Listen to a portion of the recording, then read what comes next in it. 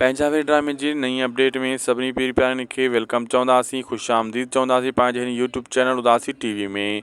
दोस्तों, पंजाबी ड्रामे में हाणे जेको आहे तव्हां ॾिसंदो चाकर खान ॿिन्ही धुरनि खे गॾु विहाईंदो ऐं कूड़ पकड़ण जी कोशिशि कंदो, छो त ॿिन्ही धुरनि जूं अलॻि अलॻि टिनी मतिलबु ॻाल्हियूं ॿुधी चुको आहे। चाकर खान सांवल जूं ॻाल्हियूं ॿुधियूं अथई, हसीना बेगम जूं ॻाल्हियूं ॿुधियूं अथई, रुंडे जूं ॻाल्हियूं अलॻि ॿुधियूं अथई, जाबर जो अलॻि। हाणे हर को पंहिंजी ॻाल्हि थो करे। हाणे जॾहिं ॿिन्ही धुरनि खे गॾु विहाईंदो, सभई धुरियूं त ॿ थियूं ले त उहे 4-5 आहिनि, पोइ इन जा जॾहिं हिक ॿिए जे साम्हूं ॻाल्हियूं कंदा पोइ इन्हनि जा कूड़ ज़ाहिर थींदा। इहे कूड़ जेको आहे चाकर खान जेको आहे उहो पकिड़े करे इन्हनि खे सिधो कंदो ऐं चवंदो फलाणा तूं कूड़ो आहे, तूं सचो आहे। हाणे सभिनी खे परेशानी थी वई आहे, तॾहिं जाबर चाकर खान खे मारण जूं ॻाल्हियूं करे थो। हसीना खे चए थो त उन हाणे मारण जो वक़्तु अची चुको आहे, न त असां थिका थी वेंदासीं वग़ैरह वग़ैरह वग़ैरह।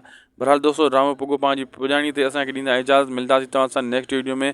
महिरबानी करे असांजे हिन यूट्यूब चैनल यानी उदासी टीवी खे ज़रूरु सब्सक्राइब, लाइक, शेयर कंदा। ही अव्हांजो पंहिंजो चैनल आहे, हिन ते अव्हांखे बहितरीनु बर वक़्तु नवां पुराणा अपडेट्स तमामु जल्द मिलंदा रहंदा आहिनि। सुठो कमेंट बि करे छॾींदा।